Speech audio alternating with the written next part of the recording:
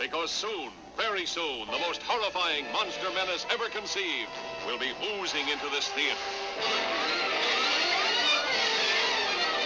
I'm your host, Kurt Sandig, and welcome to Paranormal Almanac.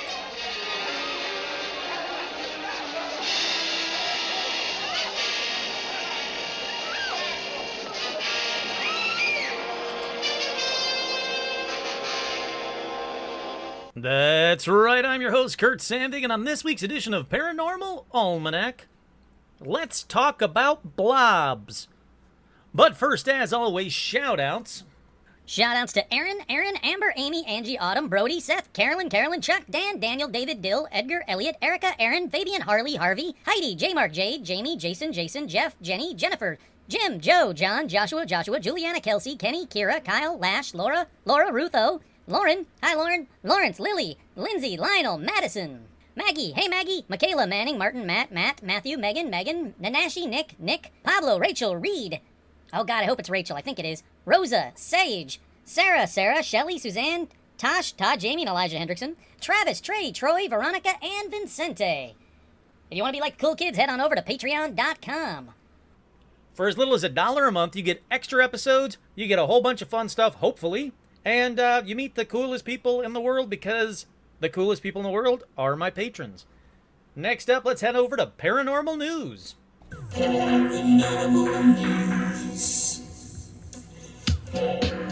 Ladies and gentlemen, this is Paranormal News.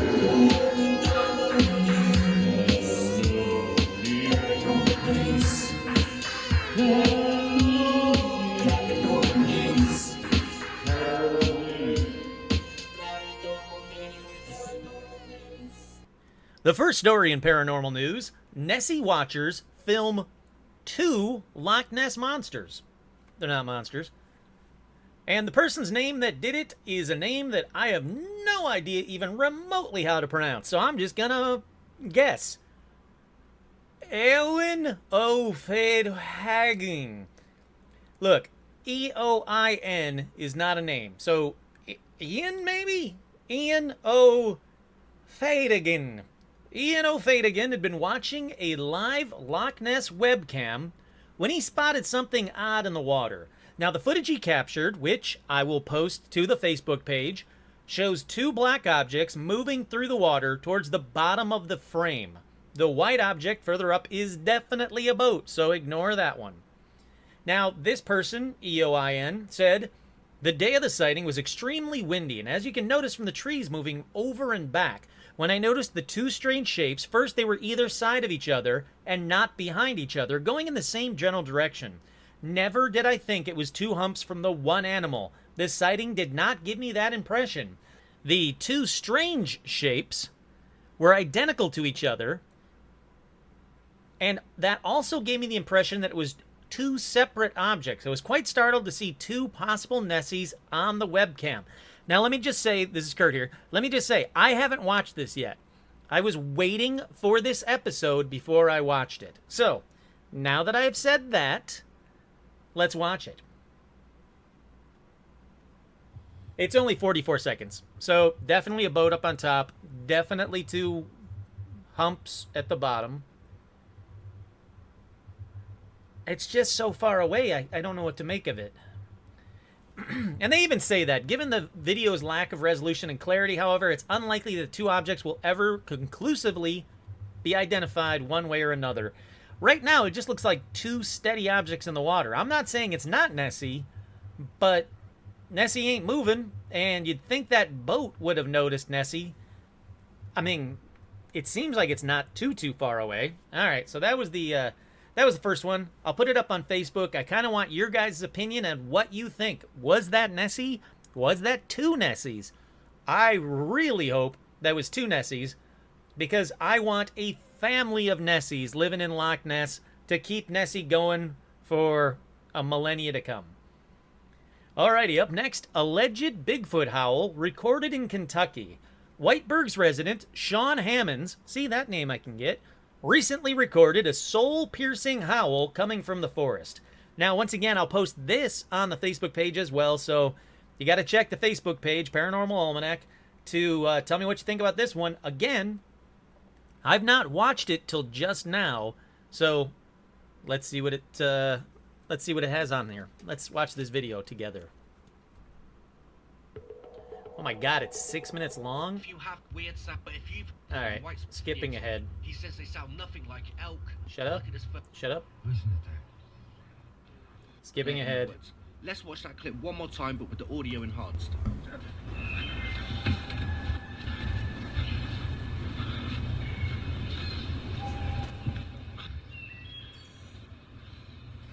All right. Oh, yeah. So apparently that was a Bigfoot howl, I guess. I don't know. I don't know what to think of that one. I'm not too impressed with that one. That could have been anything. That could have been an owl. That could have been a bird. It definitely doesn't sound like... He said, that's no elk, bear, or coyote. I think it could be a coyote. That sound pierces your soul. It's unlike anything I've heard in these mountains. Okay. Hey, look. I am not a Bigfoot expert. The only thing I am an expert on is saying don't fucking shoot Bigfoot. But besides that, I'm no Bigfoot expert, so what the hell do I know? Maybe that is Bigfoot, and maybe that's the best Bigfoot footage ever, and I'm just an idiot. Who knows? I don't think so, but who knows? Okay, up next, Tom DeLonge's To the Stars Academy has allegedly obtained metamaterials not of this world. So I've talked about the To the Stars Academy a while ago. Hopefully you guys remember that episode. Tom DeLonge from Blink-182 has said that he has something. The To the Stars Academy has obtained precious and, quote, baffling metamaterials, which they claim are simply not of this world. Now, he posted it to Instagram, and it's just a photo, real close-up of this material. And the materials are said to have been sourced from, quote, an advanced aerospace vehicle of unknown origin. On account of its chemical structure and composition, these materials appear to defy the laws of nature, at least on Earth anyway. Now, these materials are not from any known existing military or commercial application. Now, Steve Justice, who's the current COO of To the Stars Academy and a former head of advanced systems at Lockheed Martin Skunk Works, is on the front foot with the announcement. That is terribly worded. Now, he has confirmed that despite the materials coming with a detailed and verified, quote, chain of custody, To the Stars Academy will be conducting their own research to find out what they're working with. The manufacturing technology required to fabricate the material is only now becoming available, but the material has been documented and in documented possession since the mid-90s. So hopefully, the To the Stars Academy have got their hands on metamaterial from a UFO and they can prove it. If they can prove it, that'll be a huge step towards disclosure. Up next in paranormal news, event honors celebrated Bigfoot researcher's birthday. Creature Weekend will be holding its 8th annual Creature Weekend conference October 18th through the 20th at Salt Fork State Park. So, if you're near there, if you know where the hell Salt Fork State Park is, on October 18th through the 20th, you should go to this because this year's event includes a Friday night presentation to honor Bob Gimlin's 88th birthday. Hey, pal, it's cool, man. Bob Gimlin's 88th birthday, which includes individual speeches from cryptozoologists celebrating Bob's life in Bigfooting, and a presentation of a special banner to Bob signed by all the dinner's attendees. So it sounds like it's going to be very, very cool. It'll have a cryptozoology flea market, which is free and open to the public, which is awesome. Paid ticket holders will be able to listen to additional cryptozoology presentations by Bob Gimlin, the man himself, James Renner, Adam Davies, and Scott Carpenter. So again, if you happen to know where the hell this is, because this is a terrible Columbus, Ohio maybe? Let's see. Let's see if I can find out where the hell this is going to be. Here we go. We'll click on lodging. That's got to tell me at least roughly where it's at. Hey, if I got to click 15 times to figure out where something is, it's not very well laid out. Getting angry here. Now it's just important that I find it because, frankly, it's pissing me off. Creature Weekend Conference. Fine. Let's Google it. 4 minutes later. Alrighty, so Salt Fork State Park is indeed in Ohio. So it's Ohio, close to the Pittsburgh border. So if you're going to be in the Ohio area from October 18th through the 20th, make sure you check this out. If you do go to this, make sure you tell them it is a terrible website. But if they want to have me there, it's a great website and it's fantastic, and I can't wait to see y'all there. Up next, a semi-connected story to the first one. The Loch Ness Monster spotted for the 12th time this year, as experts claim hot weather is forcing beast to the surface. So obviously it's a little bit of a misleading. No expert knows exactly why there's been spotted. It's probably not the hot weather, but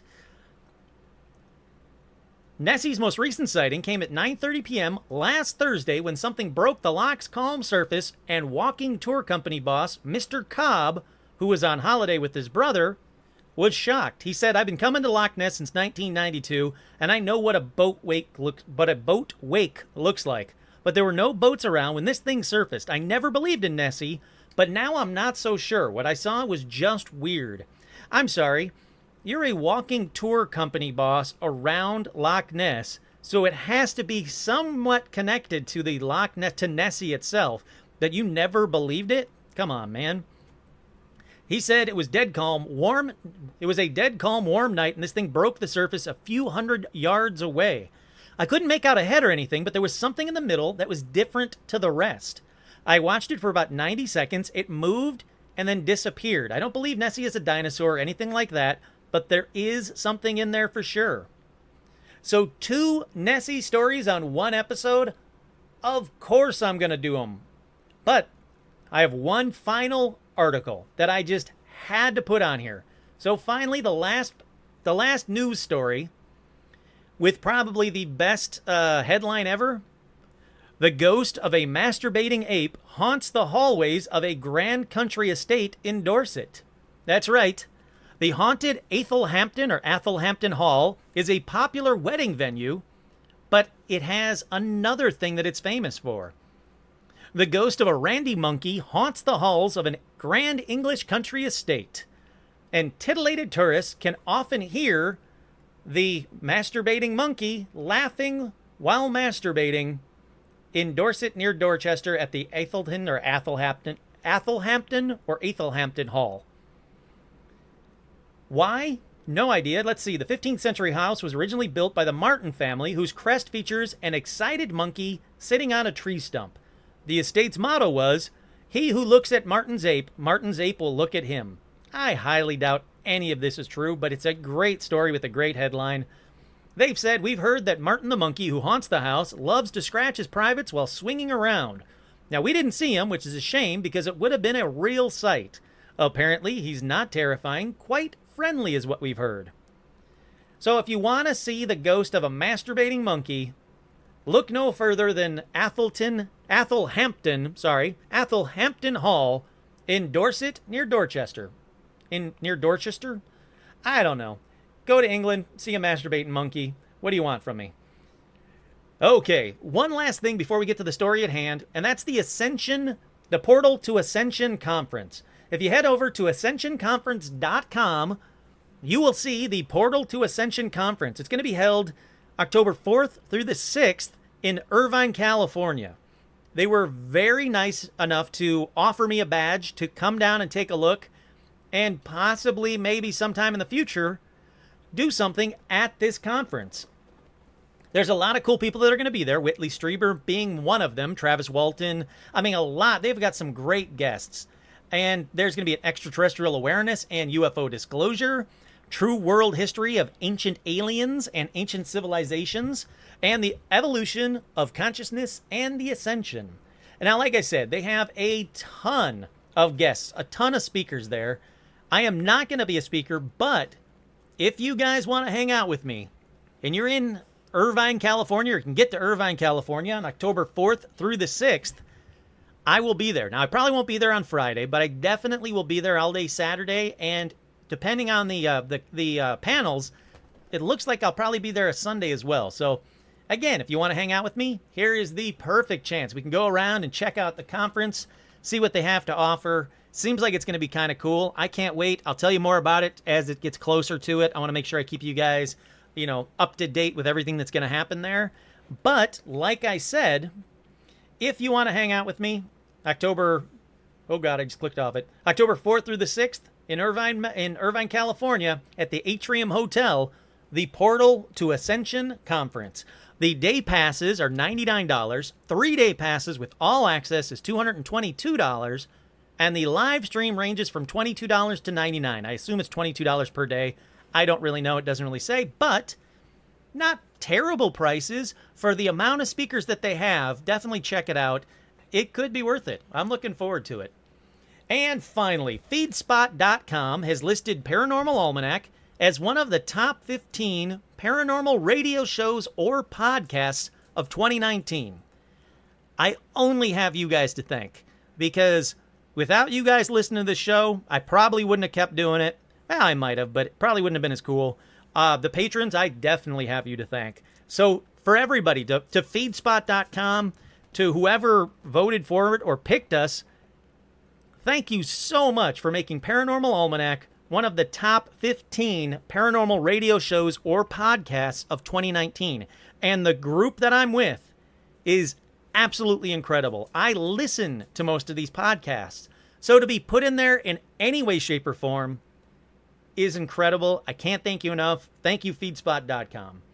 Alrighty, let's take a quick break before we get into the blob. So, quick break, guys.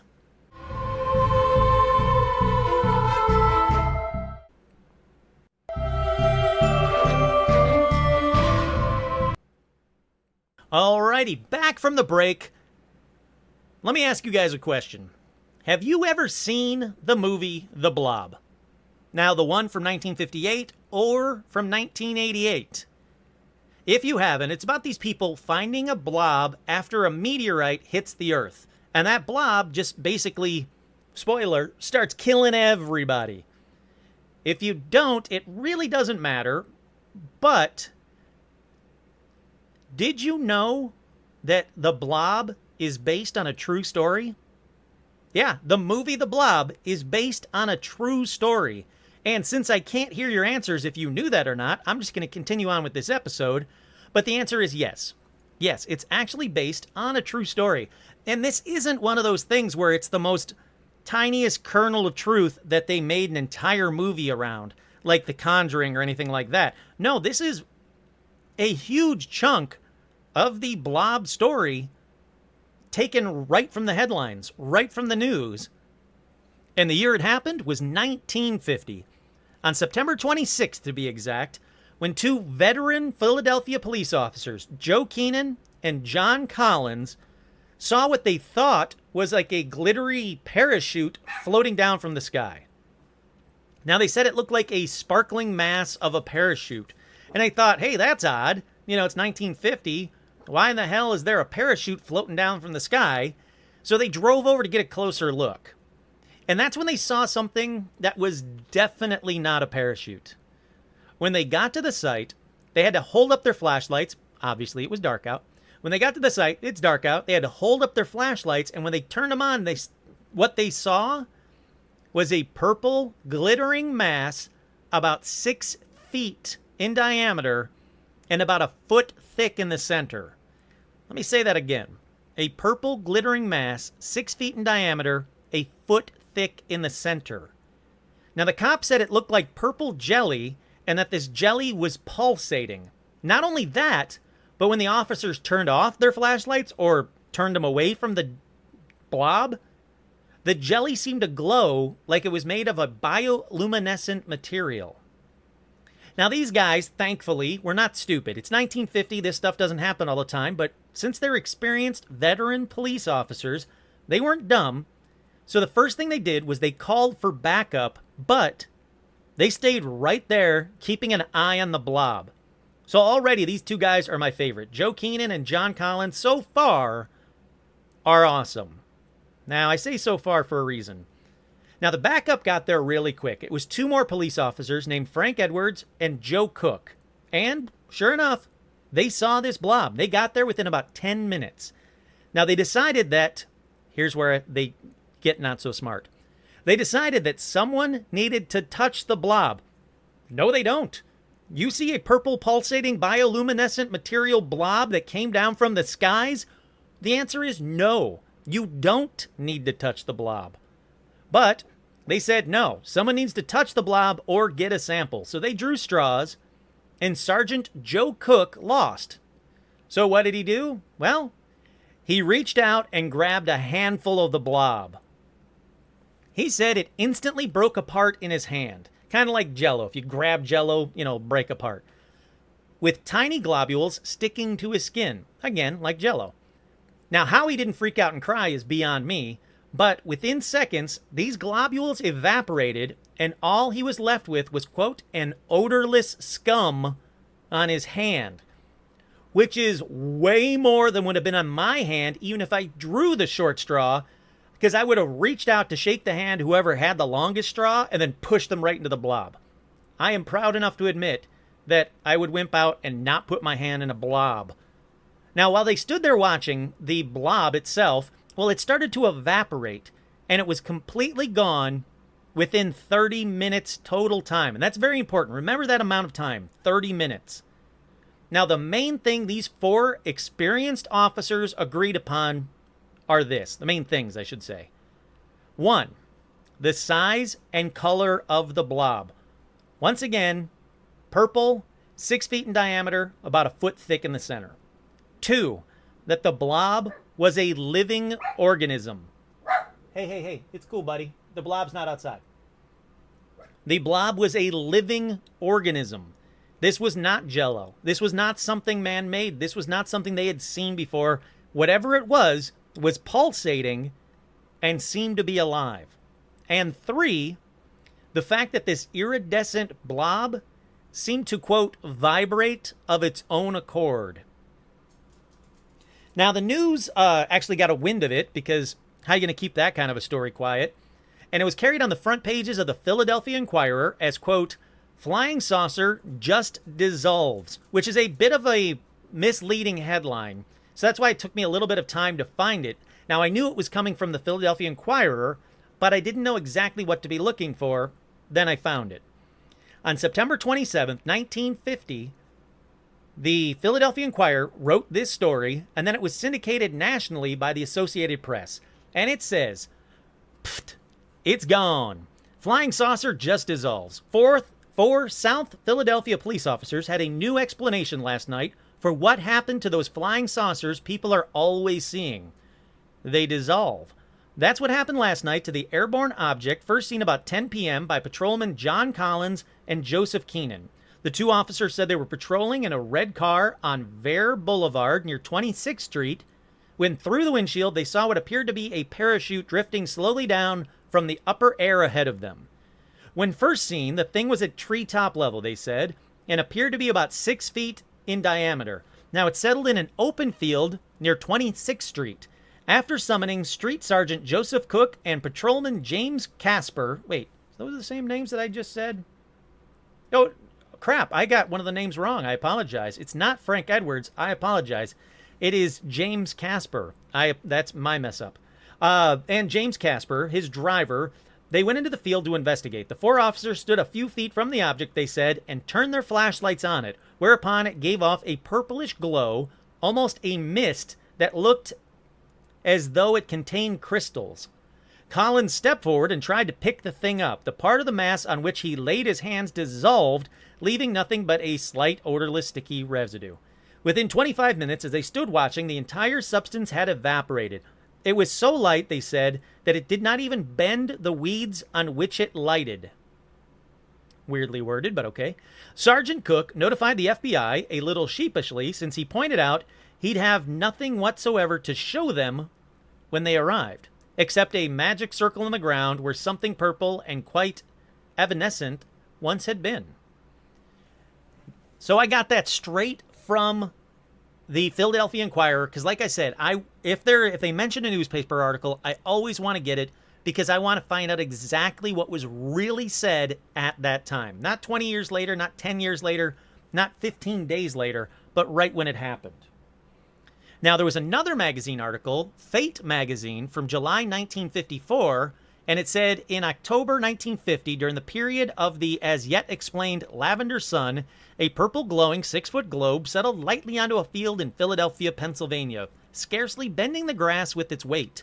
One policeman who observed its fall from the sky touched it with his finger, whereupon the weird object commenced to dematerialize. Within an hour or so, it was a shapeless gelatinous mass. So this one definitely does not have the details quite right. But then again, it was 4 years later, but they're still talking about it. And it still goes on to say, whatever these strange aerial objects are, and wherever their origin may be, they certainly merit the objective attention and study of men of science, whether stationed in universities or in the Air Force Project Saucer.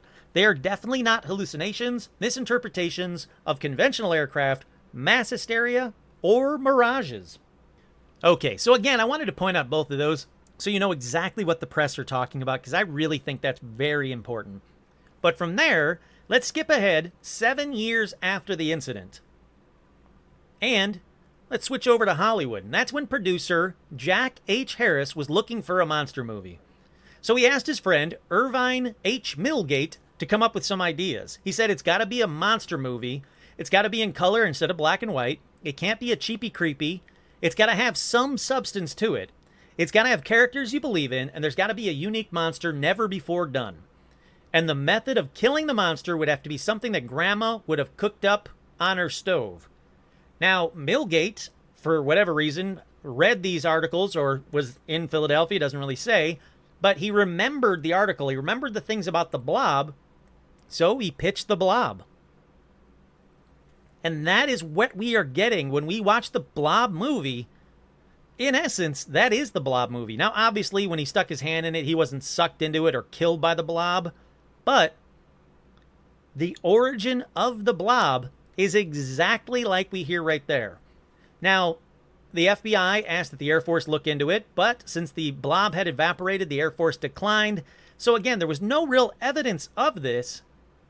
But this wasn't the only blob or glob or whatever you want to call it that's fallen from the sky. Far from it, in fact. There have been a lot of them. Now, I'm going to come straight out and say some of these I could find a lot of details about, and others that I can't find enough proof or enough details, but I added anyway because they did fit the Blob story, and they did seem to be sort of reputable. And I'll call out the ones that aren't, don't worry. So let's start at the beginning. The oldest recorded Blob story I can find is from January 21st, 1803, when, quote, a shooting star was seen in the skies over Poland. So this is not limited to America by a long shot, by any stretch of the imagination. They're all over the world. Now, the odd thing was the meteorite's trajectory was low and, quote, whizzing, and it flew over the witnesses. Now, these witnesses saw it crash to Earth and went to investigate it. They said, hey, you know, there's nothing else going on. It's 1803. Let's go check it out. Now, when they went to investigate it, they found a big, super hot rock, you know, like meteorites are. But when the townspeople returned the next morning to see it in the light, instead of a rock, they found a giant blob. And that shouldn't have been too much of a surprise to you. This whole episode is about giant blobs. So here's where the story sucks. That's it. That is all I can find about this. No other details. What color? No idea. What happened to it? No idea. That is all the legitimate info I can find about this incident. Now, there is a ton of BS that have been blobbed on to this story. But when you break it down, the stuff that I can find that seems to be real is just what I read to you and nothing else. So from there, let's sadly move on to the evening of November 11th, 1846 in Lowville, New York. And that's when people saw another meteorite hit the ground. You're going to start seeing a pattern here. Meteorites are the pattern. So they saw a meteorite hit the ground. When they went to investigate, they found, quote, a heap of foul-smelling, luminous jelly. It was about 4 feet in diameter, and just like the Blob story at the beginning, this 4 feet in diameter, foul-smelling, luminous jelly evaporated within 15 minutes. Now, it doesn't say how long it took them to get there, but I would have to guess that it probably took them 10, 15 minutes to get there. And then after 15 minutes, the blob evaporated. Hint, that's 30 minutes. Now, this one has a lot of corroboration because it was written about in Scientific American and many other newspapers. It really, really made the rounds. Now, a lot of papers retracted the story after the fact for a few reasons like wrong city, wrong amount of jelly, or, quote, too moonish to copy. And I don't really know what they meant by that, but I don't really know what that lingo meant from 1803. But here's some chunks of all the people that wrote about this. November 11th, 1846, luminous object fell in sky, fell the most fetid jelly about 4 feet in diameter, which weighed 442 pounds. This is one where it was the wrong size, the wrong weight. Then, December 18th, 1846, wonderful meteor from the London Times, December 18th, 1846. This meteor allegedly fell at Lowville, Lewis County, New York, on the night of November 11th, 1846. So this one was retracted because they got the wrong location. Oh, actually, I'm sorry. That one was actually okay. The next one was retracted because they got the wrong location. They wrote it as Lowell, Massachusetts, not Lowell, New York. Then the Scientific American, November 28th, 1846. Then the Northern State Journal from December 2nd, 1846. Some wag has given the editor of the New York Sun an account of a meteor which fell at Lowville about the middle of last month. The story looks a little, quote, too moonish for us to copy. A few days ago, let's see, Alexandria Gazette, December 22nd, 1846. A few days ago, we published a paragraph from a New York paper giving an account of a wonderful meteor which appeared and fell near Lowville in that state. The postmaster of that place has been written to for further information and replies, that is a hoax. No such meteor was seen at all. Mr. Ballicourt was identified as the postmaster. That has since been determined to be incorrect. So they contacted the guy. They didn't know who they contacted. This guy said, I don't know what you're talking about. That's bullshit. That guy turned out to not know what he was talking about, to not be the postmaster. Lastly, Northern Journal, between November 12th and December 31st, 1846, failed to find any news about this meteor. And some people say, well, that's proof that this never happened. It was 1846. It is very hard to determine what happened on a specific place on a specific night in 1846, even if it was a 4-foot in diameter blob that fell from the sky. So anything before the early 1900s, I cut them some slack because they weren't the most connected of times. I'll put it that way. Okay, that leads us to debunk time. There are dozens, and I mean dozens of sites that say on September 28th, 1969, a meteorite hit the Earth. Hey, crappy websites, it's meteorite, not meteor. That's just basic stuff. The minute it comes down to Earth, it's called a meteorite. They Might Be Giants taught me that. Well, I actually kind of knew that beforehand, but They Might Be Giants re-taught me that. Very simple. If you're going to be talking about something that hit the Earth from sky, don't say it's a meteor. It's a meteorite. So let me tell you the bullshit first on this one. On September 28th, 1969, scientists collected more than 200 pounds of jelly-like material following a meteor shower over Murchison. I'm sorry, Australia. You know I love you. Murchison, Australia. Now, these scientists and later NASA found amino acids, the chemical building blocks of DNA, within the substance. So basically, they found 200 pounds of space jelly blob that hit the ground in Australia. That is huge. That's the story of the century. Why aren't we taught this in school? That is proof from life from outer space. They found the building blocks of DNA in this stuff. It was still alive. It fell to Earth and it was still alive. Well, here's the problem. It's a grain of truth in 200 pounds of bullshit. Yes, On September 28th, 1969, at about 10:58 a.m. local time, a meteorite fell, and yes, it was near the town of Murchison, Victoria in Australia. And yes, 220 pounds of meteorite was found. All of that is true. But there is not one recorded instance of jelly found. Not one. Now, this isn't a cover-up.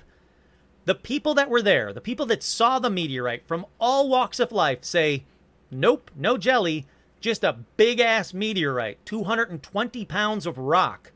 Now, the meteorite fell apart as it came down into 3 chunks.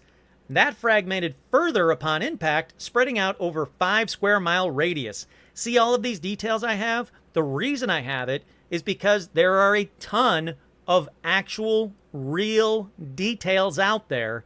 It doesn't need the bullshit jelly part of this. It is still an impressive story, and here's why. This meteorite did have organic matter in it. The amino acids part of that bullshit story was true. The meteorite contained common amino acids such as glycine, alanine, and glutamic acid, as well as unusual ones like isovaline and pseudoleucine, which is a complex mixture of alkanes that was isolated as well, similar to what we find in the something experiment. Now, serine and threus, you know what? The chemicals are usually considered to be earthly contaminants. They were conspicuously absent in the samples. So they found something with these amino acids, but without the earthly contaminants that they usually find in those amino acids. This story is cool enough. It did not need the Jello blob bullshit at all. We have a meteorite that is still being investigated today, still being analyzed today. That fell in 1969. I could find a ton of reputable websites that talk about the investigations and the analyses, of this meteorite. Now, this next one isn't much better, but I will say I can't 100% debunk this one. I don't know what to make of this next one. Okay. On August 11th, 1979, Sybil Christian was standing on her front lawn in Frisco, Texas, watching a meteor shower. Again, meteor shower. So far, so good. Then the story goes that Sybil noticed 3 purple blobs on her lawn and that these were filled with metal shavings or metal and were radiating heat. So she calls the authorities, and while she was waiting for them to arrive, one of the blobs evaporated. Sounds very similar to the other ones. We got purple blobs. They evaporate in about 30 minutes or so. So the story says that one of the samples was actually sent to NASA for analysis. Here we go. So, depending on where you get your information, some sites say that NASA immediately called her up and said, analysis showed that this was an organic alien life form. My bullshit meter is high on that claim. That isn't what NASA would do. Why would they call her up to tell her that? If it truly was an alien life form, they would scour her yard for every speck of evidence, and boom, it would disappear. There is no reason for them to call her back and be like, Hey Sybil, it's NASA. You know that thing you found? Guess what? Organic alien life form. Crazy, huh? Talk to you later. None of that. Fuck that. It's dumb. Now, some other sites say that the day after NASA called her to tell her that they would, do the analysis and that they found something, the day after that, they called her and said, oops, never mind. It's industrial waste. I personally think the truth lies somewhere in the middle. I think that the sample did get to NASA. I did think that NASA did an analysis of it, because why wouldn't they? And I think that they didn't know what it was at first. Then they determined it was industrial waste. Now, there's this guy named NASA geochemist Doug Blanchard. He is all over this story. I can pretty much confirm this guy exists. I found a lot of stuff to say, yeah, he's probably real. But I can't confirm that he actually said this, so huge grain of salt time. He says the blobs were found by Mrs. Sybil Christian on the front lawn of her home in Frisco, a farming town near Dallas. She described them as looking like smooth whipped cream, but purple. Now, the blobs, which were about the size of a telephone and weighed a couple pounds apiece, were warm to the touch and contained small chunks of lead. One melted away on the lawn, but police took the 2 remaining samples to the Hurd National Space Museum nearby, and eventually they sent it to NASA. I believe most of that. I don't know if he actually said that, but I do believe that's how it got to NASA. I could find a lot of information that seemed to corroborate that the Hurd National Space Museum did get a sample from Sybil Christian, and it does seem to have gone somewhere for analysis. Now, the assistant director of the Fort Worth Museum of Science and History, Robert DeLulio, said that the blobs came from a battery reprocessing plant about 2 miles away from Sybil's home. He said that he discovered a caustic soda, which was used to clean impurities from the lead salvaged from old batteries. He said it resembled a reddish blob-like substance. Now, does that conclude the case? I don't know. Maybe, maybe not, because other websites say Sybil was shown the caustic soda later on and said it didn't really look like her blob at all. It was a different color, different consistency. But other websites say she did admit that she tried to wash away the blobs with a garden hose, and many scientists think that's why the caustic soda didn't match up exactly, because she added water to them. So they expanded, they changed a little bit. Now, take this next part with even bigger grain of salt, but there is one source that says Doug Blanchard said that the blobs are in a laboratory deep freeze and that it's like plum pudding, round, solid chunks that remain after the goo goes away, and that the blobs attracted water, emitted acidic liquids, and contained uranium. But only one source has that info. So ultimately, on this one, I just don't know what to believe. There's so many pieces to this story, or this story is fragmented into so many pieces over so many different websites that I really don't know what was true and what's not. Like I said, I do think that Mrs. Sybil Christian found something on her lawn. That seems to be real. It went to a nearby museum and eventually ended up at NASA. That seems to be real. Was the museum the Hurd National Space Museum or the Fort Worth Museum of Science and History? I don't know. What about that industrial waste caustic soda? Again, I don't know. She said she saw it. Didn't really look like it. But I don't know what to believe with this one. That's ultimately this one. I'm leaving this one as can't debunk it. I don't know what to believe.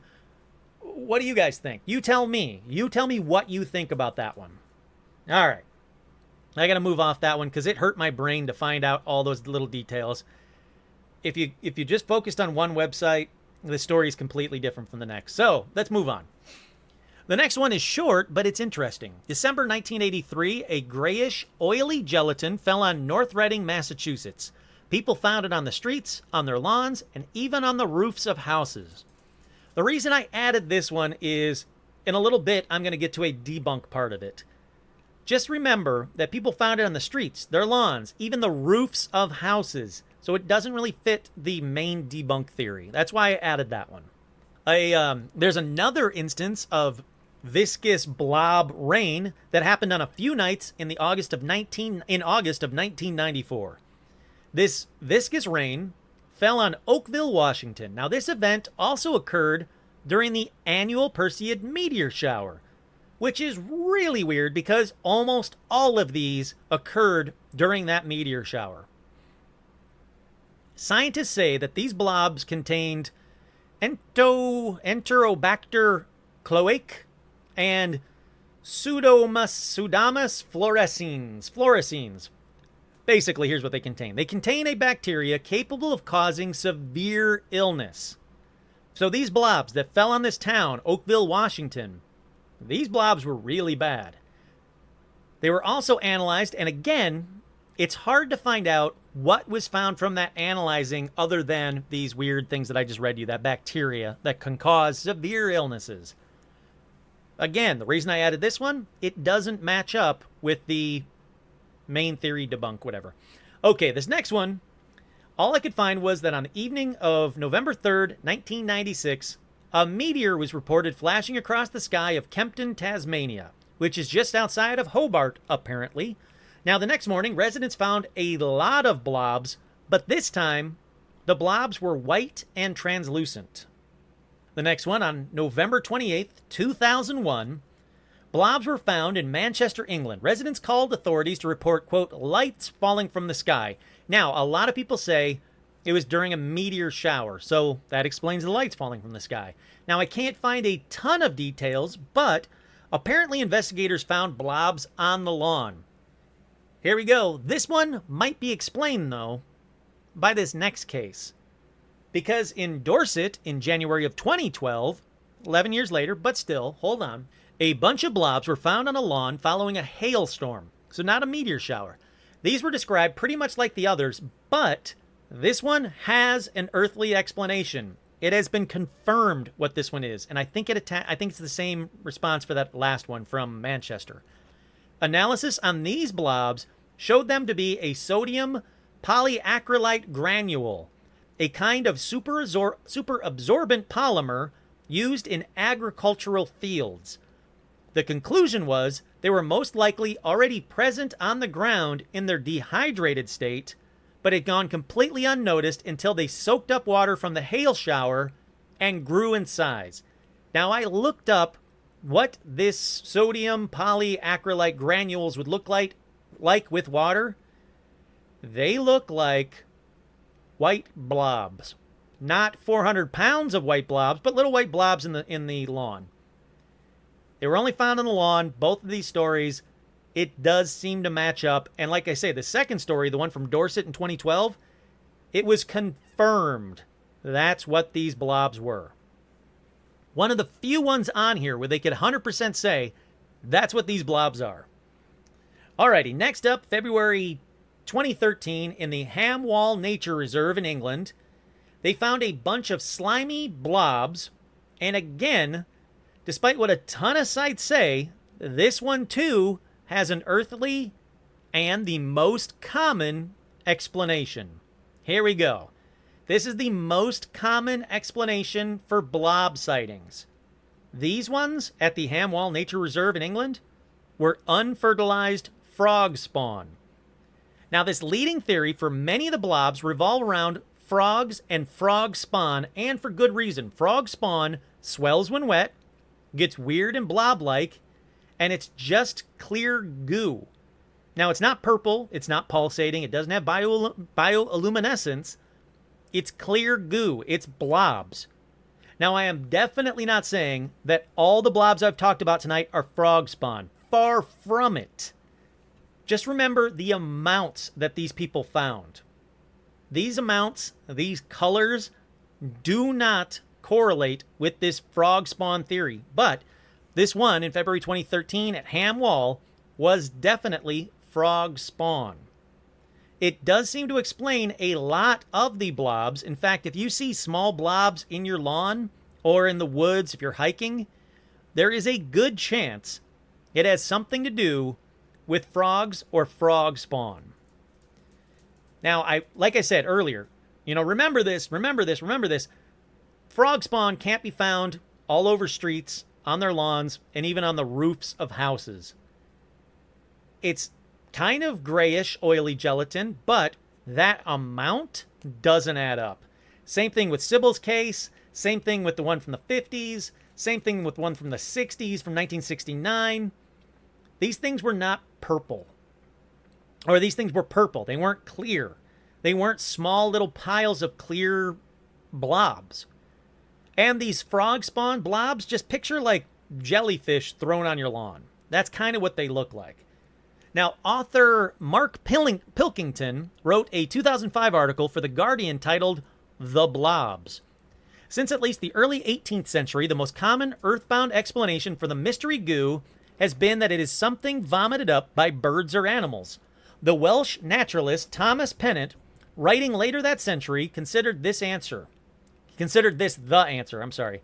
Blobs is frog spawn puked up by amphibian-eating creatures, though no frog eggs have ever actually been identified within it, and most finds are a good deal larger than your average frog. A recent refinement of the concept is that if a frog is swallowed prior to ovulation, its regurgitated egg duct will swell dramatically when wet. Dramatically, and 6 foot or 4 foot in circumference, that doesn't add up. But it does mention something very important to this episode. That brings us to star jelly. That's right, star jelly is a thing. Star jelly has been found for centuries. In the 14th century, priest and physician John of Gaddesden mentions Stella Terra, which is Latin for Earth Star. Now, he mentions this in his medical writings. He describes the blobs as, quote, a certain mucilaginous substance lying upon the earth, and said that it should be used to treat abscesses. Probably not the best idea to use with frog spawn or whatever the fuck blobs are, but okay. Then another 14th century Latin medical glossary has an entry for eulogo. This material was described as, quote, a certain fatty substance emitted from the earth that is commonly called a star which has fallen. An English Latin dictionary from 1440 has an entry for stera slime, which is a medieval Latin term for a shooting star. Now, it was written about in the 17th century as well in this poem.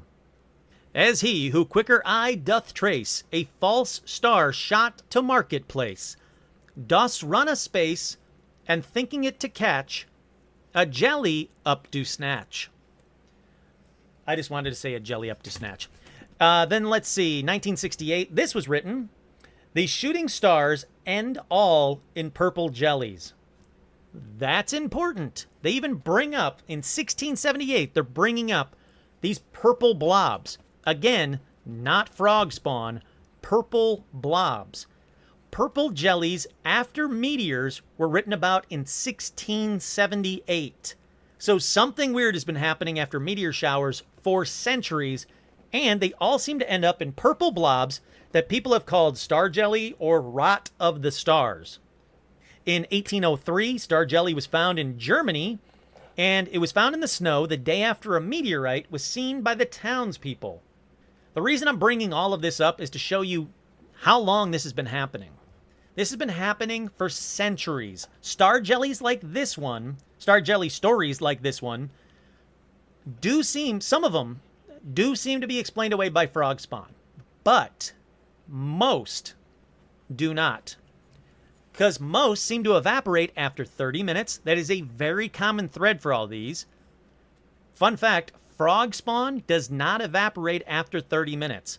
And even though frog spawn does swell in size when it's wet, it does not get anywhere near the size of some of these purple ooze blobs. Most frog spawn blobs are the size of an American quarter or maybe your cell phone. They definitely are not 6 feet, 4 feet, 2 feet, none of that. And scientific analysis on one blob resulted in the following. Quote, concluded that the specimen didn't contain any DNA, plant or animal, so it is actually unlikely that the substance has a connection with the animal or plant life in question.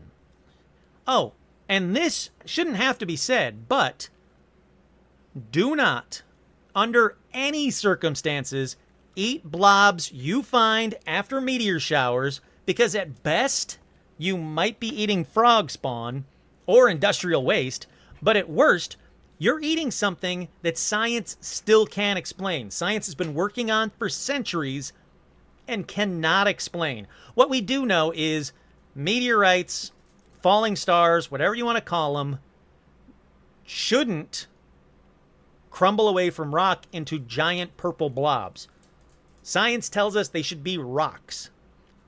But why are these things seen all around the world, usually after meteor showers, all drying up within 30 minutes for centuries?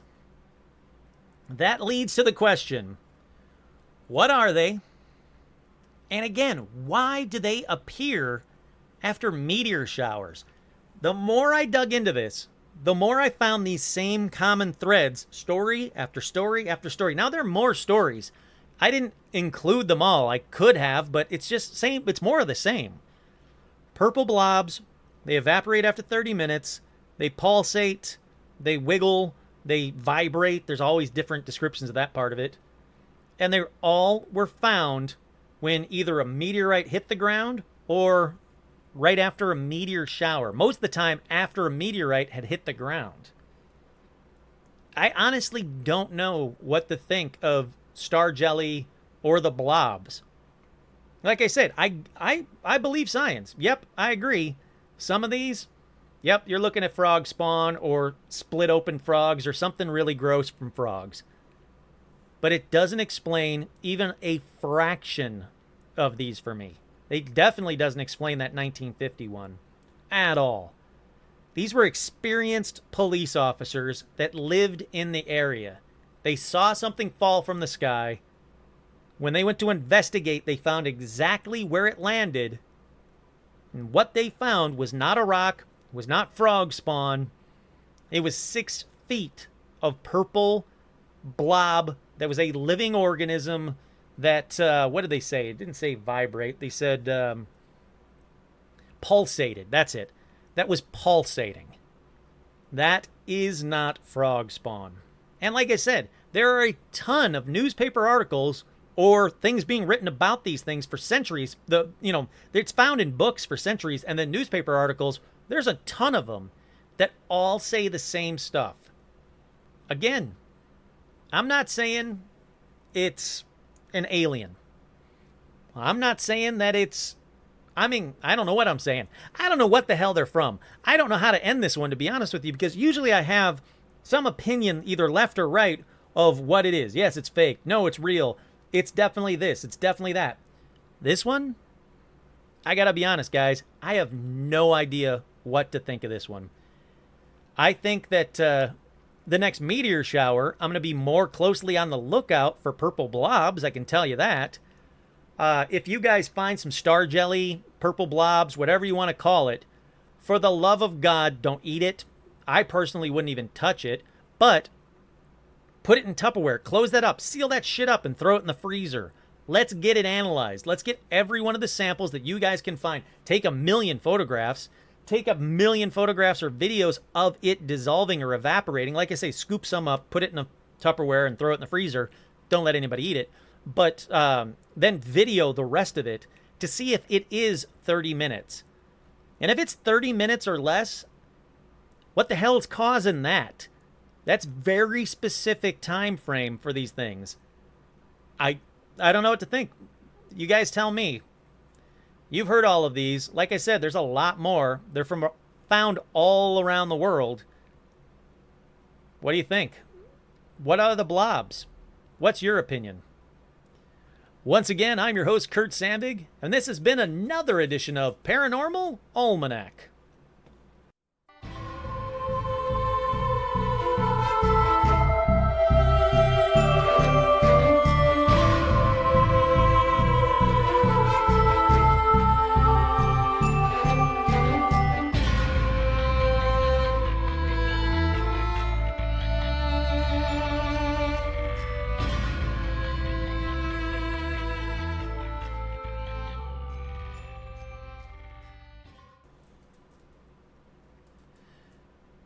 Alla buzz. We render these so we listen him like